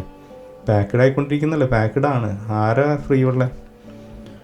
ഏതെങ്കിലും ഒരു മനുഷ്യനൊരു 10 മിനിറ്റ് എല്ലാ കാര്യങ്ങളും ഓഫ് ചെയ്ത് വെച്ചുകൊണ്ട് മൊബൈലോ കുടുംബമോ അല്ലെങ്കിൽ കൂട്ടുകാരെയോ ഒക്കെ മാറ്റി വെച്ചുകൊണ്ട് 10 മിനിറ്റ് ഏതെങ്കിലും ഒരു മനുഷ്യനൊന്ന് സ്പെയർ ചെയ്യാനായിട്ട് സാധിക്കും? വളരെ അപൂർവം പേർക്കല്ലേ അതിനുള്ള സാധിക്കുള്ളൂ. അല്ലാത്തവരൊക്കെ ഓടിക്കൊണ്ടിരിക്കുകയാണല്ലേ. ഇങ്ങനെ പാക്കഡ് ആക്കുന്നതും തന്നെ അവൻ്റെ ഒരു പദ്ധതിയാണ്, ഈ പിശാചിൻ്റെ അല്ലെങ്കിൽ തിന്മയുടെ പദ്ധതിയാണ്. മനുഷ്യന് ഇതിനെപ്പറ്റി ബോധമുണ്ടാവരുത്, അവൻ ഇതിനെപ്പറ്റി ചിന്തിക്കരുത്, ദൈവത്തെപ്പറ്റി ചിന്തിക്കരുത്, സ്വയം ചിന്തിക്കരുത് എന്നുള്ള ഒരു ഉദ്ദേശവും അവൻ്റെ പിറകിലുണ്ട്. ഇന്ന് ഈ ടെക്നോളജി നമ്മുടെ കയ്യിലേക്ക് മൊബൈൽ വരുമ്പോൾ, മൊബൈൽ ഒരിക്കലും തിന്മയുടെ കാര്യമാണെന്ന് ഞാൻ വിശ്വസിക്കുന്നില്ല. അതിലിഷ്ടം പോലെ നന്മ ചെയ്യാനായിട്ടൊക്കെയുള്ള സാധ്യതയുണ്ട്. പക്ഷേ നമ്മളുടെ നല്ലതിനെയൊക്കെ അവന് തിന്മയാക്കി മാറ്റാനായിട്ട് അവന് കഴിവുണ്ട്.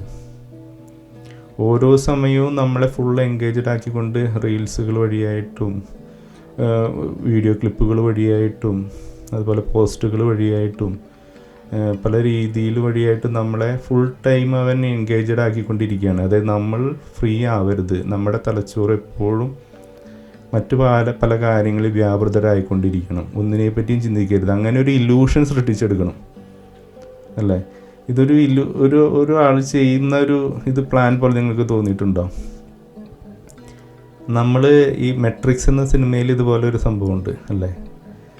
നമ്മൾ ആ വേൾഡിലേക്ക് നമ്മളെ എല്ലാവരെയും ഇൻവോൾവ് ആക്കുക. അതായത് നമ്മൾ അതിനെപ്പറ്റി ചിന്തിക്കരുത്, നമ്മൾ റിയൽ കാര്യത്തെപ്പറ്റി ഒരിക്കലും ചിന്തിക്കരുത്. നമ്മളെ ഫുൾ ടൈം നമ്മുടെ ശ്രദ്ധ ഇങ്ങനെ മാറ്റിക്കൊണ്ടേയിരിക്കുക. അതിൻ്റെ കൂടെ പലരുടെയും പ്രസംഗങ്ങളും സമൂഹത്തിലെ ഏറ്റവും കാണുന്ന പലരും വന്ന് ഇതിനെയൊക്കെ പ്രോത്സാഹിപ്പിക്കുന്നതിൻ്റെ ഉള്ള കാര്യം കൂടി കിട്ടിക്കഴിഞ്ഞ് കഴിഞ്ഞാൽ പിന്നെ നമുക്ക് പിന്നെ ഒന്നും ചിന്തിക്കേണ്ട ആവശ്യമില്ലല്ലോ. നമ്മളിതൊക്കെ മനസ്സിലാക്കിയിരിക്കണം. ഈ ലോകം പോകുന്ന വഴിയിൽ അതേപോലെ തന്നെ പിന്നാലെ ഓടിക്കൊണ്ടിരുന്ന് കഴിഞ്ഞ് കഴിഞ്ഞാൽ നമുക്കൊരു സമയം വരും. ആ സമയം വരുമ്പോൾ ആരും നമുക്കുണ്ടാവില്ല. ഈ പറഞ്ഞ പോലെ ഈ ടെക്നോളജി ഉണ്ടാവില്ല, സയൻസ് ഉണ്ടാവില്ല, നമ്മുടെ കൂട്ടുകാരുണ്ടാവില്ല, നമ്മുടെ മാതാപിതാക്കളുണ്ടാവില്ല, ആരും ഉണ്ടാവില്ല. ആ ഒരു സിറ്റുവേഷൻ നമ്മൾ തന്നെ ഫേസ് ചെയ്യേണ്ടി വരും. അപ്പോൾ അവിടെ ഫേസ് ചെയ്യണമെങ്കിൽ നിങ്ങൾ എന്താണെന്ന് നിങ്ങൾ അറിഞ്ഞിരിക്കണം. നിങ്ങൾ റിയലായിട്ട് നിങ്ങൾ ഇതിനൊക്കെ ഓടിക്കൊണ്ടിരിക്കുന്നത് വർത്താണോ? ഞാൻ ഓടിക്കൊണ്ടിരിക്കുന്നത് എന്തിനു വേണ്ടിയിട്ടാണ്? നമ്മൾ മുമ്പും പലരും പറയുന്ന ഒരു പഴമൊഴിയാണല്ലേ, നായ എവിടെയോ സൗണ്ട് കേട്ടിട്ട് ഒരു നായ ഓടുന്നു, ആ നായയുടെ പിറകെ മറ്റു പല നായകളും ഓടിക്കൊണ്ടിരിക്കുന്നു. അവർക്ക് ആർക്കും അറിയില്ല എന്തിനു വേണ്ടിയിട്ടാണ് ഓടണമെന്ന്. ഒരു നായ ഓടി അതിൻ്റെ പിറകെ കൂടെ കുറേ നായകൾ ഓടുന്നു. മതത്തിൻ്റെ ഇപ്പോൾ എക്സാമ്പിൾ പറയുമ്പോൾ നിങ്ങൾ വിചാരിക്കും മതവിശ്വാസികൾ അതുപോലെ തന്നെയാണ്, ആരും എന്തോ പറയുന്നതായിട്ട് എല്ലാവരും ഓടിക്കൊണ്ടിരുന്നു. പല മതങ്ങളുടെ കേസിൽ അത് തന്നെയാണ്, ഞാനും നിഷേധിക്കുന്നില്ല. പല മതങ്ങളുടെ കേസിൽ അത് തന്നെയാണ്. നിങ്ങൾ യഥാർത്ഥ വിശ്വാസം എന്താണെന്നോ യഥാർത്ഥ ദൈവം എന്താണെന്നോ നിങ്ങൾ കണ്ടുപിടിക്കുക. നിങ്ങൾ അതിന് വേണ്ടിയിട്ട് എഫേർട്ട് എടുക്കുക. ഞാനൊരിക്കലും ക്രിസ്തുമതം നിങ്ങൾ ഉടൻ തന്നെ ക്രിസ്തുമതമാണെന്നല്ല പറഞ്ഞു. നിങ്ങളെല്ലാ കാര്യങ്ങളും പറ്റി അന്വേഷിക്കുക. എന്താണ് യഥാർത്ഥത്തിൽ സംഭവിക്കുന്നത്, ഏതൊക്കെ മതങ്ങൾ എന്തൊക്കെയാണ് കാര്യങ്ങളാണ് പറയുന്നത്, അതിലെന്തൊക്കെയാണ് ലോജിക്ക് മനസ്സിലാക്കുമ്പോൾ ഓരോരുത്തരിൽ നിന്ന് വ്യക്തമായിട്ട് മനസ്സിലാക്കണം. ഇപ്പോൾ ക്രിസ്തുമതത്തെ അറിയാനായിട്ട് നല്ലൊരു ക്രിസ്ത്യാനിയുടെ അടുത്ത് തന്നെ ചോദിക്കണം. അതുപോലെ ഇസ്ലാം എന്താണെന്ന് അറിയാനായി നല്ലൊരു ഇസ്ലാമിൻ്റെ അടുത്ത് ചോദിക്കണം. അതുപോലെ ഹിന്ദു എന്താണെന്ന് അറിയാനായി നല്ലൊരു ഹിന്ദുവിൻ്റെ അടുത്ത് ചോദിക്കണം. അല്ലാതെ ഹിന്ദുവിൻ്റെ വിവരം അറിയാനായിട്ട് ക്രിസ്ത്യാനിയോട് ചോദിച്ചിട്ട് കാര്യമില്ല, ക്രിസ്ത്യാനിയുടെ വിവരം അറിയാനായിട്ട് ഹിന്ദുവിനോട് ചോദിച്ചിട്ടും കാര്യമില്ല. അപ്പോൾ അങ്ങനെ നിങ്ങൾ മനസ്സിലാക്കിയിരിക്കണം. ഇപ്പോൾ നമ്മൾ പറഞ്ഞ ഇതിൽ നിന്ന് കുറേ മാറിപ്പോയെങ്കിലും ഞാൻ പറയുകയാണ്, ഈ വികസിത രാജ്യങ്ങളിലെ ഇത്രയധികം ഇവർ ഇപ്പോൾ ഇതിന് ബോധർ ചെയ്യുന്നില്ല. ഒരു കാര്യങ്ങൾക്കും അവർ ബോധർ ചെയ്യാത്തതാണ് അതിൻ്റെ കാരണം. അല്ലാതെ അവിടെ വിശ്വാസത്തിൽ നിന്ന് അവർ ബോധപൂർവം യേശു ദൈവമല്ല, അല്ലെങ്കിൽ ക്രിസ്ത്യാനിറ്റി ഇത് വെള്ളം തട്ടിപ്പാണെന്ന് പറഞ്ഞുകൊണ്ട് അതിൽ നിന്ന് മാറി നിൽക്കുന്നവരല്ല. ഓരോ കാറ്റഗറി അനുസരിച്ചും പല ആളുകൾ പല കാര്യങ്ങൾക്കും ഇപ്പോൾ താൽക്കാലിക ലാഭത്തിന് വേണ്ടി പല രീതിയിലും പലതും നേടാൻ വേണ്ടിയിട്ട് അവർ മാറിക്കൊണ്ടിരിക്കുന്നത് എന്നാണ് സത്യം. അപ്പോൾ അത് മാറാനായിട്ട് അധികം സമയമൊന്നും വേണ്ട. നമുക്കും നമ്മുടെ കാലഘട്ടത്തിൽ നമുക്കത് കാണാനായിട്ട്, ഭാവിയിൽ കാണാനായിട്ട് സാധിക്കും. അവർ കൊണ്ടു നടക്കുന്ന ഈ സാമ്പത്തിക ഭദ്രത ഇടിയാനായിട്ട് നല്ലൊരു വഴി കിട്ടിക്കഴിഞ്ഞാൽ, നല്ലൊരു സാഹചര്യം ഉണ്ടായിക്കഴിഞ്ഞാൽ, അല്ലെങ്കിൽ അവർ വിചാരിച്ചു കൊണ്ടിരിക്കുന്ന ഇവരുടെ ഡിഫൻസ് സിസ്റ്റം തകർക്കാനായിട്ട് നല്ലൊരു സാഹചര്യം ഉണ്ടായിക്കഴിഞ്ഞാൽ, അല്ലെങ്കിൽ അവർ വലിയ കാര്യമായിട്ട് കണ്ടിരിക്കുന്ന ഈ സ്പേസ് മേഖല, അതൊക്കെ അതൊക്കെ തകരാനിടയായി കഴിഞ്ഞാൽ അവർ ദൈവത്തെ വിളിച്ചുകൊള്ളും. അതിന് പ്രത്യേകിച്ച് ആകെ കുറച്ച് സമയമല്ലേ ആയിട്ടുള്ളൂ. അപ്പോൾ അതവിടെ കിടക്കുന്നുണ്ട്. അപ്പോൾ അതൊക്കെ കണ്ടുകൊണ്ട് നമ്മളിരിക്കുന്ന ഇവിടെ കേരളത്തിലിരിക്കുന്ന പലരും, അല്ലെങ്കിൽ മലയാളികളായിട്ടുള്ള പലരും ഇതൊക്കെ കണ്ടുകൊണ്ട് ഞങ്ങളും മാറേണ്ട സമയമായി, ഞങ്ങളും പുരോഗമിച്ചു എന്നൊക്കെ പറഞ്ഞുകൊണ്ട് പിന്നാലെ നടക്കുന്നതിൽ ഒരു അർത്ഥവും ഇല്ല എന്ന് പറയാനാണ് ഞാൻ ഇത്രയും പറഞ്ഞത്. അതുപോലെ തന്നെ വേറെ കുറേ മലയാളികൾ ഇപ്പോൾ പറയുന്നുണ്ട്, നാട്ടിൽ നിന്നും മതം കയറ്റി ഇവിടേക്ക് അയക്കുകയാണ്. അതായത് യൂറോപ്യൻസ് അല്ലെങ്കിൽ വിദേശീയരാണ് ഇപ്പോൾ സമൂഹത്തിലെ ഏറ്റവും നല്ല വ്യക്തികളും ഏറ്റവും ധീഷ്ണശാലികളായിട്ടുള്ള ബുദ്ധിയുള്ളവരുമായിട്ടുള്ളവർ. നാട്ടിലിരിക്കുന്നവരൊക്കെ മണ്ടന്മാരെന്നുള്ള രീതിയിലാണ് പറയുന്നത്. അതായത് നാട്ടിലിരിക്കുന്നവർ ഇവിടെ വരുമ്പോൾ അവർ കൂടെ മതവും കൊണ്ടുവരുന്നു, ഇവിടെ എല്ലാവരും മതവിശ്വാസികളായിട്ട് വീണ്ടും തുടരുന്നു, അതിലൊന്നും ഒരു അർത്ഥമില്ല എന്നൊക്കെയുള്ള കാര്യങ്ങൾ പറയുന്നത്. അപ്പോൾ അവരുടെ കാര്യവും പഠിച്ചോളും. ഇവിടെ വരുമ്പോൾ എന്താണ് ഇവിടുത്തെ സിറ്റുവേഷൻ, അവരുടെ മക്കളുണ്ടല്ലോ, നമ്മളൊക്കെ വിശ്വസിച്ചിരുന്ന് ഇവിടെ വന്ന് കയറിക്കഴിഞ്ഞ് കഴിഞ്ഞാൽ ഇനി സ്വർഗ്ഗലോകമാണ്, വിദേശ രാജ്യം ഇനി സ്വർഗ്ഗലോകമായി, ഇനിയിപ്പോൾ അവരപ്പോൾ അനുഭവിച്ചു തുടങ്ങി. അതായത് നമ്മുടെ നാട്ടിൽ കിട്ടാത്ത സിസ്റ്റങ്ങൾ ഇവിടെ കിട്ടി തുടങ്ങി. അതായത് ഹെൽത്ത്, അല്ലെങ്കിൽ മറ്റുള്ള നീതി, നമ്മുടെ പോലീസ്, അല്ലെങ്കിൽ എല്ലാ കാര്യങ്ങളും വളരെ കൃത്യമായിട്ട് നടക്കുന്നതുകൊണ്ട് അവരതിൻ്റെ സുഖങ്ങൾ അനുഭവിച്ചു കഴിഞ്ഞപ്പോൾ ഇനിയിപ്പോൾ അവർക്ക് ദൈവത്തിന് പ്രാർത്ഥിക്കേണ്ട ആവശ്യങ്ങളൊന്നും ഇല്ലല്ലോ, കാരണം മനുഷ്യനാണല്ലോ ഇതൊക്കെ നടത്തുന്നത്. അപ്പോൾ അത് കാരണം കൊണ്ട് ഇപ്പോൾ അവർക്കും പറയാനായിട്ടുള്ള കോൺഫിഡൻസ് വന്നു, ഇപ്പോൾ ദൈവത്തിൻ്റെ ആവശ്യമൊന്നുമില്ല, എല്ലാ കാര്യങ്ങളിലൂടെ നടന്നു പൊക്കോളും എന്നുള്ളത്. അപ്പോൾ അത് നിങ്ങൾക്കറിയാം, നിങ്ങൾ വരുന്ന നെക്സ്റ്റ് ജനറേഷൻ വരുമ്പോൾ നിങ്ങൾക്കറിയാം, നിങ്ങളുടെ മക്കൾ ഇവിടെയാണല്ലോ വളർന്ന് വലുതാവുന്നത്.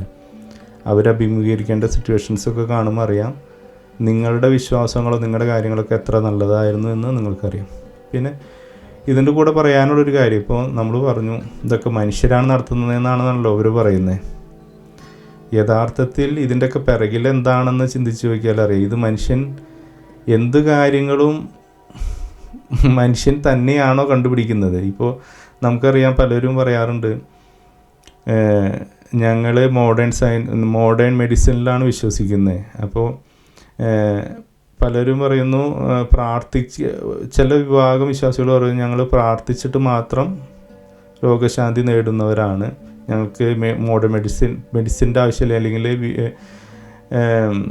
ഹെൽത്ത് സയൻസിൻ്റെ ആവശ്യമില്ല, ഹോസ്പിറ്റലുകളിൽ പോകേണ്ട ആവശ്യമില്ല, ഞങ്ങൾ പ്രാർത്ഥിച്ചുകൊണ്ട് ഞങ്ങളുടെ രോഗം മാറ്റും, ഞങ്ങൾക്ക് ദൈവമുണ്ടെന്ന്. അപ്പോൾ യഥാർത്ഥത്തിൽ എന്താണിത്? ഓരോ മനുഷ്യനും തന്നെ ഉണ്ടായിരിക്കുന്നത് തന്നെ ദൈവത്തിലാണ്, അല്ലേ? ഒരു മനുഷ്യനുള്ള നമ്മുടെ നമ്മൾ പറഞ്ഞു മനുഷ്യൻ്റേതായിട്ടുള്ള സ്വാതന്ത്ര്യമായിട്ടുള്ള ബുദ്ധിശക്തിയും ചിന്താശക്തിയും ഒക്കെ ദൈവത്തിന് തന്നെ നൽകിയിട്ടുള്ള ദൈവത്തിൻ്റെ ഛായയും സാദൃശ്യത്തിൽപ്പെടുന്ന കാര്യങ്ങൾ തന്നെയാണ്. അപ്പോൾ മനുഷ്യൻ തന്നെ ദൈവത്തിൻ്റെയാണ്, മനുഷ്യൻ്റെ ശരീരം ദൈവത്തിൻ്റെയാണ്, മനുഷ്യൻ്റെ ബുദ്ധി ദൈവത്തിൻ്റെയാണ്, ദൈവം തന്നെ ഉണ്ടാക്കിയ പ്രപഞ്ചമാണ്. ഇതിൽ നിന്നും ചിന്തിച്ചും ഇതിൽ നിന്ന് പ്രോസസ്സ് ചെയ്തെടുക്കുന്ന കാര്യങ്ങളുടെ ഉടമ ദൈവം തന്നെയാണ്. എല്ലാ കാര്യങ്ങളും ദൈവം അറിയാതെ ഇവിടെ സംഭവിക്കുന്നില്ല. അതുകൊണ്ട് എന്ത് കാര്യങ്ങളായാലും, സയൻസായാലും എന്ത് സംഭവങ്ങളായാലും ദൈവം അറിയാതെ, ദൈവത്തിലല്ലാതെ ഒന്നും ഉണ്ടാകുന്നില്ല എന്നുള്ളതാണ് സത്യം. അല്ലാതെ ദൈവം ഒരു സ്ഥലത്തിരിക്കുന്നു, മനുഷ്യൻ വേറെ സ്ഥലത്ത് എന്തൊക്കെയോ കാണിച്ചു കൂട്ടുന്നു, അതിനൊന്നും ദൈവത്തിന് പങ്കില്ല എന്നൊക്കെ ചിന്തിക്കുന്നത് എത്ര വിഡിതരാണ്. അതുകൊണ്ടാണ് പറയുന്നത് ഈ നിരീശ്വരവാദികളും യുക്തിവാദികളൊന്നും ദൈവത്തെ എന്താണെന്ന് മനസ്സിലാക്കിയിട്ടില്ല. അവർ ഇരുന്ന് ഈ വാഗ്വാദങ്ങളൊക്കെ നടത്തുമ്പോഴും ഡിബേറ്റുകളൊക്കെ നടത്തുമ്പോഴും അവരുടെ മനസ്സിലൊരു ദൈവസങ്കല്പമുണ്ട്. എന്താ അവരുടെ മനസ്സിലുള്ള ദൈവസങ്കല്പം? അവർ പറയുന്നത് സൊസൈറ്റികളെല്ലാവരും കൂടി ഒരു ദൈവത്തെ അങ്ങോട്ട് കണ്ടുപിടിച്ചു, വട്ടം കൂടിയിരുന്നൊരു ദൈവത്തെ കണ്ടുപിടിച്ചു. എന്നിട്ട് ആ ദൈവത്തിന് കുറച്ച് നിയമങ്ങൾ അങ്ങോട്ട് ഉണ്ടാക്കി വെച്ചു. ആ നിയമങ്ങൾ വെച്ചുകൊണ്ട് ഈ ദൈവത്തെ പൊക്കി പിടിച്ചുകൊണ്ട് അവർ ജീവിക്കുന്നു ജീവിതകാലം മുഴുവൻ അവസാനം വരെ എന്നുള്ളതാണ് അവരുടെ ദൈവസങ്കല്പം. യഥാർത്ഥത്തിൽ ഇപ്പോൾ ക്രിസ്തുവിനെ ആരാധിക്കുന്നവരിൽ ക്രിസ്ത്യാനികൾക്കറിയാം എന്താണ് അതിനെപ്പറ്റിയൊക്കെ നമ്മൾ ഇനി പറയേണ്ട ആവശ്യമില്ല. അതൊക്കെ മുമ്പത്തെ വീഡിയോകളൊക്കെ നമ്മൾ പറഞ്ഞിട്ടുണ്ട്. അപ്പം അവരതിൽ നിന്നുകൊണ്ടൊക്കെയാണ് ഈ കാര്യങ്ങളൊക്കെ മനസ്സിലാക്കിയിരിക്കുന്നത്. ദൈവത്തിൽ വിശ്വസിക്കുന്ന വ്യക്തി, അല്ലെങ്കിൽ അവന് ദൈവത്തെ യഥാർത്ഥമായിട്ടുള്ള ആ പേരും അതിൻ്റെ അർത്ഥത്തിലും അറിയുന്ന വ്യക്തിക്ക് ഈ ലോകം മൊത്തം ദൈവത്തിൻ്റെ കരവിരുത് തന്നെയാണ്. ദൈവം അറിയാതെ ഒന്നും ഈ ലോകത്ത് നടക്കുന്നില്ല. എല്ലാത്തിലും അവൻ്റെ അംശമുണ്ട്. എല്ലാ അറിവുകളും അവനിൽ നിന്നാണ് വരുന്നത്. എല്ലാ കാര്യങ്ങളും അവനിൽ കൂടെ അല്ലാതെ സൃഷ്ടിക്കപ്പെടുന്നില്ല. അപ്പോൾ ദൈവത്തെ ഒഴിച്ച് ഇപ്പോൾ ദൈവം എന്ന് പറയുന്നത് എല്ലാനും ദൈവത്തിൻ്റെ ആയ ഇത് തന്നെയാണ് ദൈവം. അപ്പോൾ ഒരു ദൈവവിശ്വാസി ഒരിക്കലും ഒരു സാധനം ദൈവത്തിൽ നിന്നല്ല എന്ന് പറയാനായിട്ട് ഒരിക്കലും അവന് സാധിക്കില്ല, അല്ലേ? അത് തന്നെ എത്ര വലിയ മണ്ടത്തരാണ്. പല ക്രൈസ്തവ സമൂഹത്തിൽ തന്നെ ഒരു വിഭാഗം ആളുകൾ, അല്ലെങ്കിൽ ഒരു വിഭാഗം ആൾക്കാർ സയൻസിനൊന്നും ദൈവവുമായിട്ട് ബന്ധപ്പെടുത്തുന്നില്ല. സയൻസ് എന്തോ ദൈവത്തിൻ്റെ പുറത്ത് നിൽക്കുന്നു. അങ്ങനെ ഒരു സംഭവം ഉണ്ടാണെങ്കിൽ അത് സൃഷ്ടിക്കണ്ടേ? അത് ആരെങ്കിലും സൃഷ്ടിക്കണ്ടേ? അത് സൃഷ്ടിക്കുന്ന അപ്പോൾ ദൈവം വേറൊരു ദൈവം ഉണ്ടെന്നല്ല അതിൻ്റെ അർത്ഥം. ദൈവം എന്ന് പറഞ്ഞ പേരിൽ നിങ്ങൾ വിളിക്കുന്ന ആള് ഉണ്ടാക്കിയതല്ലാതെ ഒന്നും ഈ പ്രപഞ്ചത്തിലില്ല. മനുഷ്യൻ്റെ ചിന്തയും മനുഷ്യനിലുണ്ടാകുന്ന അറിവുകളും എല്ലാവരും ദൈവത്തിൽ നിന്ന് തന്നെയാണ് വരുന്നത്. അപ്പോൾ അതുകൊണ്ട് അതൊന്നൊക്കെ സ്വീകരിക്കുന്നതൊന്നും വിരോധമല്ല, അല്ലെങ്കിൽ ദൈവത്തിനെതിരെ നിൽക്കുന്ന ഇതൊന്നും ദൈവത്തിൽ നിന്ന് മാറി നിൽക്കുന്ന കാര്യങ്ങളല്ല. എല്ലാം ദൈവത്തിൽ തന്നെയുള്ള കാര്യങ്ങൾ തന്നെയാണ്. എല്ലാ അറിവുകളും സയൻസും എല്ലാ പുരോഗമനവും എല്ലാ സംവിധാനങ്ങളും. എന്നാൽ ഇവിടെ എന്താ സംഭവിക്കുന്നതെന്ന് പറഞ്ഞു കഴിഞ്ഞാൽ തിന്മ, അതായത് ദൈവത്തിൻ്റെ ആത്മാവ് മൂലം പ്രവർത്തിച്ചുണ്ടാകുന്ന, അല്ലെങ്കിൽ ആ ദൈവം നൽകിയ ചിന്താശക്തി ഉപയോഗിച്ചുകൊണ്ട് ഉണ്ടാക്കിയെടുക്കുന്ന നല്ല കാര്യങ്ങളെ പിശാചിൻ്റെ പ്രവർത്തനം കൊണ്ട് അവൻ്റെ തിന്മയുടെ സ്വാധീനം മൂലം ഇതെല്ലാം ദുഷിച്ചതായിട്ട് മാറുന്നു. അതാണ് ഞാൻ മുമ്പും പറഞ്ഞത്. സയൻസ് എല്ലാം നല്ലതിനായിരുന്നു, പക്ഷേ ഇത് ഉപയോഗിക്കുന്ന മനുഷ്യൻ മോശക്കാരനായതുകൊണ്ട് ഇവൻ അതിലൊക്കെ തിന്മ തിരികെ കയറ്റുന്നു. അല്ലെങ്കിൽ ഇവൻ്റെ സ്വാർത്ഥ ലാഭങ്ങളും ഇവൻ്റെ തിന്മയും മറ്റുള്ളവരെ നശിപ്പിക്കാനും മറ്റുള്ളവരെ ഉപദ്രവിക്കാനുള്ള കാര്യങ്ങളും മൊത്തം ഇതിൽ കൂട്ടിച്ചേർക്കുന്നത് കൊണ്ടാണ് ഇത് ദുഷിച്ചു പോകുന്നത്, അല്ലേ? നിങ്ങൾ ചിന്തിച്ചാലും അറിയാം. അപ്പോൾ ഇതൊക്കെ മനസ്സിലാക്കണമെങ്കിൽ ഞാൻ മുമ്പും പറഞ്ഞു, ദൈവം എന്താണെന്ന് മനസ്സിലാക്കണം, ദൈവത്തിൻ്റെ പ്രവർത്തനങ്ങൾ എന്താണെന്ന് മനസ്സിലാക്കണം, അതുപോലെ തന്നെ പിശാച് എന്താണ്, തിന്മ എന്താണെന്ന് മനസ്സിലാക്കണം, തിന്മയുടെ പ്രവർത്തനങ്ങൾ എന്താണെന്ന് മനസ്സിലാക്കണം, അതുപോലെ മനുഷ്യൻ എന്താണെന്ന് മനസ്സിലാക്കണം. ഈ 3 അടിസ്ഥാന ഘടകങ്ങൾ നമ്മൾക്ക് മനസ്സിലാക്കിയാൽ മാത്രമാണ് ഈ പ്രപഞ്ചത്തിൽ നടക്കുന്ന എല്ലാ കാര്യങ്ങളെപ്പറ്റി നമുക്ക് വ്യക്തമായിട്ട് ബോധ്യങ്ങളുണ്ടാവുള്ളൂ. എന്തുകൊണ്ടാണ് അതൊക്കെ നടക്കുന്നത്, എന്തുകൊണ്ടാണ് ഇത് നടക്കാതിരിക്കുന്നത്, എന്തുകൊണ്ടാണ് ഇത് ഇങ്ങനെ സംഭവിക്കുന്നതൊക്കെ നമുക്ക് പറയാനായിട്ട് സാധിക്കുള്ളൂ. അപ്പോൾ ഞാൻ പറഞ്ഞു വരുന്നത് ഇത്രയേ ഉള്ളൂ. നിങ്ങൾ മനുഷ്യനിൽ വിശ്വസിക്കാനാണ് പോകണമെങ്കിൽ, ഇന്ന് നിങ്ങൾ നിങ്ങളുടെ വീട്ടുകാരെ വിശ്വസിക്കുന്നുണ്ടെങ്കിൽ തന്നെ, പലർക്കും പല അനുഭവങ്ങളുണ്ടല്ലോ. സ്വന്തം ഭാര്യയെ വിശ്വസിക്കുന്ന ആൾക്കാർ ഒരു സുപ്രഭാതത്തിൽ ഭാര്യയുടെ തനി സ്വരൂപം കണ്ടപ്പോൾ ആ ഭാര്യയെ വെട്ടിക്കൊല്ലാനായിട്ട് ഇറങ്ങിയ കഥകളൊക്കെ നമ്മൾക്കിപ്പോൾ അടുത്ത് കണ്ടു. അതുപോലെ ഭർത്താവിൽ വിശ്വസിച്ചിരുന്ന വ്യക്തി ഭർത്താവ് വേറെ രീതിയിലുള്ള ബന്ധങ്ങളിൽ പോകുന്നത് കാണുമ്പോൾ അങ്ങനെ കാണുന്ന വ്യക്തികളെ നമ്മൾ കാണുന്നുണ്ട്. മക്കൾ വിശ്വസിക്കുന്ന വ്യക്തികൾ ഒരു ദിവസം മാതാപിതാക്കളോട് പറയാതെ വീട്ടിൽ നിന്ന് ഇറങ്ങിപ്പോകുന്ന സിറ്റുവേഷൻ കാണാറുണ്ട്. മാതാപിതാക്കളെ വിശ്വസിച്ചിരുന്ന മക്കൾ പോലും അറിയാതെ അവരെ കഴുത്ത് ധരിച്ച് കൊല്ലുന്ന മാതാപിതാക്കളുള്ള നാടാണ്. മനുഷ്യനെ ആര് വിശ്വസിക്കണം? നമുക്ക് ആര് വിശ്വസിക്കാനായിട്ട് സാധിക്കും? ഈ പറഞ്ഞ വാക്കുകൊണ്ട് അപ്പോൾ എല്ലാവരും ചിന്തിക്കും, ഇയാൾ പറയുന്നത് ഇനി എല്ലാ മനുഷ്യരെയും വിശ്വസിക്കേണ്ട എന്നുള്ളതാണ്. പക്ഷെ അങ്ങനെയല്ല. ഒരു മനുഷ്യൻ അവൻ്റെ ഇപ്പോൾ പറയില്ലേ ബോയിലിംഗ് പോയിൻ്റ് എന്നൊക്കെ പറയില്ലേ നമ്മൾ, വെള്ളത്തിൻ്റെ ബോയിലിംഗ് പോയിൻ്റ് 100 ഡിഗ്രി സെൽഷ്യസ് എന്ന് പറഞ്ഞ പോലെ ഒരു മനുഷ്യൻ്റെ തനി സ്വരൂപം വരാനായിട്ടുള്ള സാഹചര്യങ്ങളില്ലാത്തത് കൊണ്ടാണ് അവൻ ആ രീതിയിൽ പോവാത്തത്. അല്ലെങ്കിൽ എല്ലാ മനുഷ്യരും വൾണറബിളാണ്.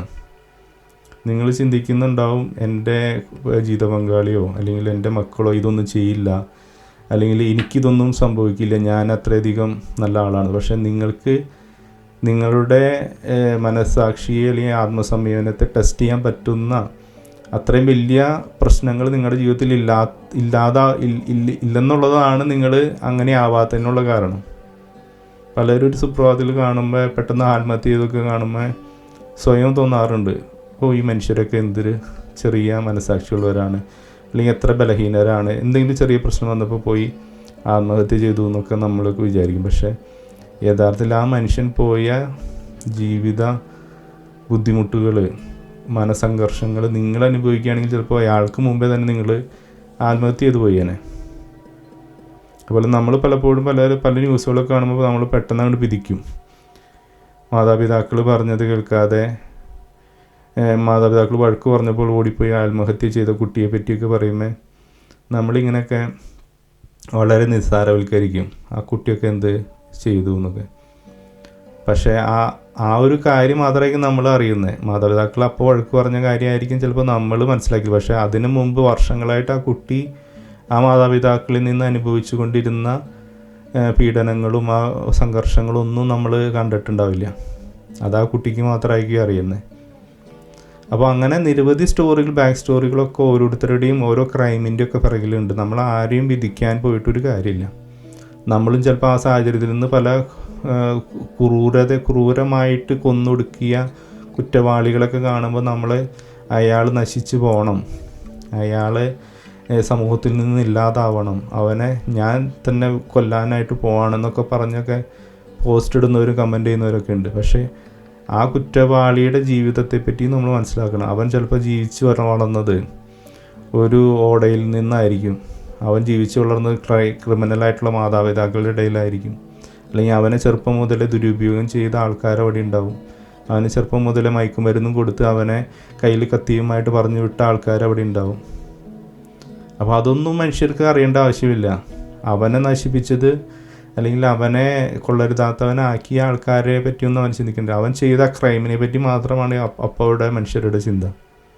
പക്ഷെ ദൈവം ചിലപ്പോൾ കാണുന്നത് അതൊക്കെ കാണുന്നുണ്ടാവും, ഓരോരുത്തരുടെ വിധി. അതുകൊണ്ടാണ് ദൈവം പറയുന്നത് നിങ്ങൾക്ക് ആരെയും വിധിക്കാനുള്ള അധികാരമില്ല.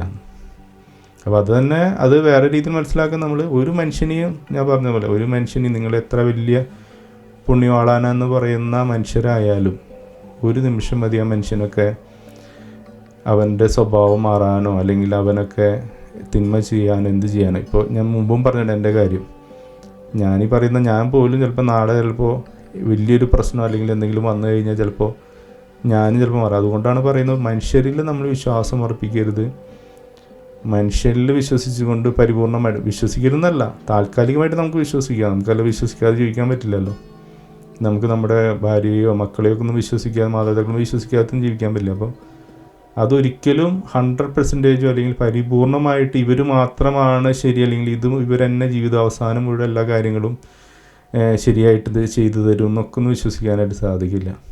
അപ്പോൾ അതുകൊണ്ടാണ് അവിടെ ദൈവത്തിൽ മാത്രമാണ് നമുക്ക് പരിപൂർണമായിട്ട് വിശ്വസിക്കാനായിട്ട് സാധിക്കുന്നതും ആ ദൈവം നമ്മളെ പരിപാലിക്കുമെന്നും ആ ദൈവം നമ്മളെ വഴി നടത്തുമെന്നും നമുക്ക് ബോധ്യമുണ്ടായിരിക്കേണ്ടതിൻ്റെ ആവശ്യമാണ് ഇതിൽ ഞാൻ പറയാനായിട്ട് ഉദ്ദേശിച്ചത്. Welcome to common sense.